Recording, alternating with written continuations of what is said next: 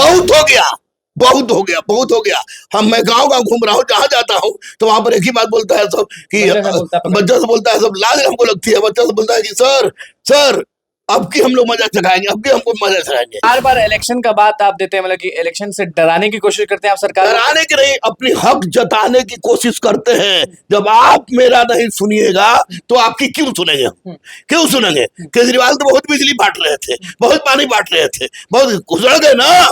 कोई अगर शिक्षक है तो आप निश्चित रूप से आप बच्चों के साथ खड़ा होइए, राजनीति मत कीजिए। और अगर आप सोच रहे हैं कि राजनीति कर रहे हैं और किसी को पता नहीं चल रहा है तो ये भी मूर्खता वाली बात है, क्योंकि सब प्रोडक्शन हमारे सामने के हैं और हमारे पेन से प्रोडक्ट हुए हैं आप लोग। सर हम बाथरूम करने जाए और हमको अगर पेट पकड़ कोई ऐसे करे तो मैं उधर नहीं करके मुड़ जाऊंगा। वो अमन मुड़ा नहीं, गलती किया, मुड़ा नहीं, वो गलती किया। सबसे बड़ी बात है कि अमन बेचारा छात्रों के लिए लड़ रहा था, अब बेल्ट पकड़ा, क्रिमिनल है, बड़का बड़का क्रिमिनल तो फटती है।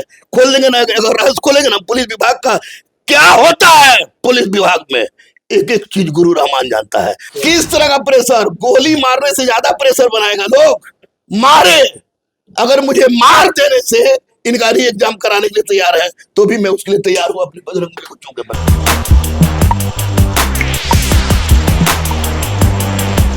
नमस्कार, मैं हूं अनुकुल तिवारी और आप वॉइस अब देख रहे हैं। देखिए, री एग्जाम की जो लड़ाई है वो अब तक जारी है और उम्मीद जो है वो समझिए कि 100% होने वाली है कि री एग्जाम आ ही जाएगा। लेकिन बस दिमाग में है ये चीज, क्योंकि लिखित में मिल नहीं रहा है और हाईकोर्ट में क्या होता है वो आप अच्छे से जानते हैं, विपक्ष क्या कर रहा है वो आप अच्छे से जानते हैं, और जो सरकार में बैठे हुए लोग हैं वो क्या कर रहे हैं वो आप अच्छे से जानते हैं। हमारे साथ दरोगा गुरु रहमान सर मौजूद हैं, वो शिक्षक जो बोलने से नहीं डरते हैं, लड़ने से नहीं डरते हैं और कुछ भी करने से डरते नहीं हैं। री एग्जाम की बात करें या छोड़ दें, आप ये बताएं पहले, क्योंकि शिक्षक हैं आप, फिर आप कुछ बोलेंगे, फिर आपको सॉरी बुलवाया जाएगा, फिर आप बोलेंगे कि सॉरी नहीं बोलेंगे तो विवाद बहुत बढ़ जाएगा। तो पहले ही पूछ लेते कि री एग्जाम के बारे में आप कंफर्टेबल हैं, बोलेंगे, आंसर करेंगे, अभ्यर्थियों के साथ हैं आप? हाँ बिल्कुल बिल्कुल, 100% मरते दम तक अभ्यर्थियों के साथ थे, हैं और रहेंगे। एक बात मैं सिर्फ और सिर्फ कहना चाह रहा हूं कि 50 दिन 55 दिन से बच्चों की जिंदगी क्यों बर्बाद कर रही है सरकार? चाहे माननीय मुख्यमंत्री हो, चाहे विजय सिन्हा हो, चाहे सम्राट चौधरी हो, ये लोग तरह तरह की बातें कर रहे हैं और 55 दिन से लड़का बैठा हुआ तो कर देनी बात पर। आज 55वां दिन है तो किसी भी हालत में री एग्जाम करे, री एग्जाम कराने की क्षमता माननीय मुख्यमंत्री और सम्राट चौधरी और विजय सिन्हा के पास है। इसमें विपक्ष अपना रोटी मत चमकावे, क्योंकि छात्रों का दर्द नहीं देखा जा रहा है यार। छात्रों के सामने हमको लाज लग रहा है। क्या नहीं देखा जा रहा? दर्द नहीं देखा जा रहा, उनको लाज लग रहा है। उनकी क्या बोले री एग्जाम के बारे में, क्या बोले? अगर माननीय मुख्यमंत्री और विजय सिन्हा और सम्राट चौधरी, इन तीनों आदमी को बोल दे हम कि मैं किसी पार्टी का सदस्य भी नहीं हूं, प्राथमिक सदस्य भी नहीं हूं, लेकिन बच्चों के मन में जितना गुस्सा है वो गुस्सा है, वो निश्चित रूप से इलेक्शन है, इलेक्शन में कुछ भी करेगा सब बच्चा सब। इसलिए बार बार इलेक्शन का बात आप देते हैं, मतलब कि इलेक्शन से डराने की कोशिश करते हैं आप सरकार? डराने की नहीं, अपनी हक जताने की कोशिश करते हैं। जब आप मेरा नहीं सुनिएगा तो आपकी क्यों सुनेंगे हम? क्यों सुनेंगे? केजरीवाल तो बहुत बिजली बांट रहे थे, बहुत पानी बांट रहे थे, बहुत घुसड़ गए ना। तो यहाँ छात्रों के साथ नौकरी बांटे ना कि नहीं बांटे? नौकरी पार्टी इस तरह का नौकरी, ये री एग्जाम कराने में कौन सा दिक्कत है भाई? कौन सा दिक्कत है? ये माननीय मुख्यमंत्री करा सकते हैं, विजय सिन्हा करा सकते हैं, सम्राट चौधरी करा सकते हैं, ये लोग नहीं करा रहे। बोल रहे विपक्ष बैठा है, विपक्ष बैठा है। नहीं कराने का कारण कुछ नहीं कराने का कारण, अगर इनके दिमाग में है कि विपक्ष लोग हैं तो लड़के हाथ जोड़ के कह रहे हैं कि हुजूर भाड़ में जाए, विपक्ष को हम लोग दूर तक, विपक्ष की बात नहीं करे, भाड़ में का वर्ड यहाँ पर आपको प्रोवर्ब है। विपक्ष से किसी बच्चों को कोई मतलब नहीं है, मतलब केवल माननीय मुख्यमंत्री से है। माननीय पावर उनके हाथ में, इसीलिए पावर उनके हाथ में है। आप री एग्जाम करवा दीजिए, लड़के बिलख रहे हैं 55 दिन से। हमारे पास मैं देखूंगा 3 बार यूपीएससी इंटरव्यू देने वाला बच्चा जिसका पीटी हुआ भी है, उसके बावजूद भी बेचारा वही पड़ा हुआ है, कुछ नहीं होगा। तो इसलिए किसी भी हालत में माननीय मुख्यमंत्री विजय सिन्हा और सम्राट चौधरी ये तीनों ध्यान दे, विपक्ष से कोई लेना देना नहीं है। नहीं देने का कारण क्या? ये लोग अगर समझ रहे हैं कि विपक्षी कारण ध्यान नहीं दे रहे हैं तो ये गलती कर रहे हैं, क्योंकि बच्चों को विपक्ष से कोई उम्मीद नहीं, बच्चों को उम्मीद है माननीय मुख्यमंत्री से। क्योंकि अभी वो सत्ता में है, इसीलिए 100%। जो भी सत्ता में रहते हैं उससे उम्मीद होता है 100%। और एक बात बता दे अनुकूल, री एग्जाम होगी, री एग्जाम होगी, री एग्जाम होगी। कमेंट लोग करेंगे ठीक है कि री एग्जाम, आपके पास अगर उपाय कुछ है तो बताएं आप अभी। माननीय अगर न्यायालय फैसला दिया तो अति उत्तम, अति उत्तम। और नहीं तो जिस तरह की गुंडागर्दी परमार और सतप्रकाश ने किया है,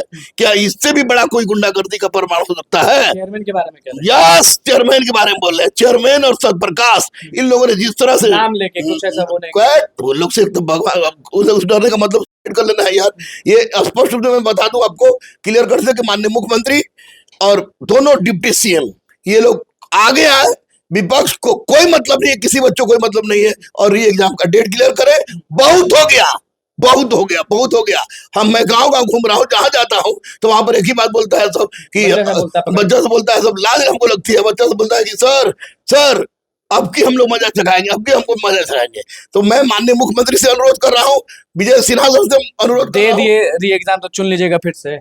अगर री एग्जाम देंगे बच्चों का हक में, चुन लेने का हक नहीं है, मेरा पर्टिकुलर हक नहीं है, लेकिन बच्चे निश्चित रूप से जो बच्चों के पक्ष में सोचेगा, बच्चे उनके पक्ष में सोचेंगे। लेकिन एक तरह से ये हुआ ना कि डराना हुआ, तुम हमको नहीं करोगे तो हम तुमको वोट नहीं देंगे। लोकतंत्र का मतलब यही हुआ, लोकतंत्र का मतलब यही हुआ कि अगर आप मेरा साथ नहीं दीजिएगा तो हम आपका साथ नहीं देंगे। क्लियर कट है। शिक्षक जो वहां बैठे रहते थे वो अभी भी अंदर ही है, उनका कोई वो देखिए कोई भी शिक्षक, देखिए एक तो बात मैं बता दूं कि शिक्षक करके आपस में फड़वा दिया है लोग। कोई फैक्ट्री वाला चला रहा है, इसमें कोई कुछ चला रहा है, किसी का उद्देश्य रह रहा है किसी को बेइज्जत करा दो, किसी को उद्देश्य किसी को कुछ करा दो। यहाँ पर वो छोड़ दीजिए, शिक्षक को एक होना चाहिए। अगर एक नहीं है शिक्षक तो शिक्षक का लाने लग नहीं है। एक मतलब सब लोग एक, ऐसा नहीं कि मान लीजिए कोई आ गया तो गुरु रहमान सर चले जाएंगे, नहीं, आप आ गए तो कोई चला जाएगा। एक मतलब एक आप भी हो और जो भी शिक्षक, सब मैं सब शिक्षक कह रहा हूँ, जितने भी है सारे शिक्षक है। अगर वो शिक्षक कोई अगर शिक्षक है तो आप निश्चित रूप से आप बच्चों के साथ खड़ा होइए, राजनीति मत कीजिए। और अगर आप सोच रहे हैं कि राजनीति कर रहे हैं और किसी को पता नहीं चल रहा है तो ये भी मूर्खता वाली बात है, क्योंकि सब प्रोडक्शन हमारे सामने के हैं और हमारे पेन से प्रोडक्ट हुए हैं आप लोग। तो वैसी परिस्थिति में अगर ऐसा काम कीजिएगा तो निश्चित रूप से बच्चे आप लोग को माफ नहीं करेंगे ना। आपको चैनल पे एक वीडियो जारी हुआ था, नाम था अभ्यर्थी का अमन। हाँ, उन्होंने सब चीज बताया कि हमारे साथ ऐसा हुआ, वैसा हुआ, ऐसे मारा गया, वैसे मारा गया।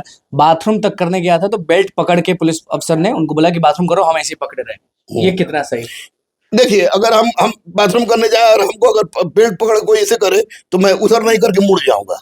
वो अमन मुड़ा नहीं, गलती किया, मुड़ा नहीं, वो गलती किया। सबसे बड़ी बात है कि अमन बेचारा छात्रों के लिए लड़ रहा था, अब बेल्ट पकड़ा। क्रिमिनल है, बड़का क्रिमिनल तो फटती है। खोल देंगे ना, अगर रहस्य खोलेंगे ना पुलिस विभाग का क्या होता है, पुलिस विभाग में एक एक चीज गुरु रहमान जानता है। अगर खोल देंगे तो मुंह छुपाने लग नहीं रहेगा लोग कोई आदमी। लेकिन छात्रों के साथ नाइंसाफी मत करे। और माननीय मुख्यमंत्री और विजय सिन्हा सर और सम्राट चौधरी सर, आप लोग से निवेदन है कि आप लोग के लिए हम लोग आवाज उठाते हैं, आप लोग के लिए लड़ते हैं, तो आप बच्चों के हक के साथ हकमारी क्यों? बच्चों का री एग्जाम कराइए। दर्द देखा नहीं जा रहा है, रो रहे हैं हम लोग। और शिक्षक लोग, आप लोग राजनीति करना छोड़िए, क्योंकि राजनीति मत कीजिए कि फलनवाइए फलानो ढेकनवाइए। सबसे पहला मुद्दा री एग्जाम का है। री एग्जाम होना चाहिए और री एग्जाम होगी, चाहे किसी परिस्थिति में हो, कैसे भी होगा। निश्चित लड़ाई खत्म नहीं होगा ना। लड़ाई कैसे खत्म हो जाएगा? लड़ाई कुछ समय तक खत्म नहीं होगी जब तक री एग्जाम का डेट नहीं आएगा। री एग्जाम के बारे में नहीं, संस्थान के जब नाम आता है तो बड़ा गर्मा जाते हैं। कोचिंग संस्थान का नाम आता है तो वो इसलिए गर्माते हैं कि कोचिंग, पहले तो डरते हैं, डरते तो बजरंगबली छोड़ किसी के बाप से नहीं यार। हम पहले कोचिंग को आपस में भिड़वाया गया, फिर शिक्षक सब एक दूसरे का विरोधी हो गया, फिर उसमें छात्र नेता लोग पहुंच गए। छात्र नेता तरह तरह की बात करते हैं। कोई छात्र नेता कहता है कि रात को मुख्यमंत्री से हम बतियाते हैं, कोई कुछ जे अनाप शनाप बक रहा है, सब बच्चों के कंधा पर बंदूक रख के मुद्दा है री एग्जाम। और इतना दूर तक खींच के ये बच्चे लाए हैं, इतने दूर तक खींच के अगर हम लोग चले हैं, तो अगर इन बच्चों के साथ किसी भी तरह की अगर राजनीति हुई तो उसको हम लोग बर्दाश्त नहीं करेंगे। चुप नहीं हो जाएगा ना? नहीं चुप होंगे भाई, कभी चुप हुए हैं तो नहीं चुप होंगे। अगर इन बच्चों के साथ राजनीति हुई, आप पर बना दिया गया तो किस तरह का प्रेशर? गोली मारने से ज्यादा प्रेशर बनाएगा लोग।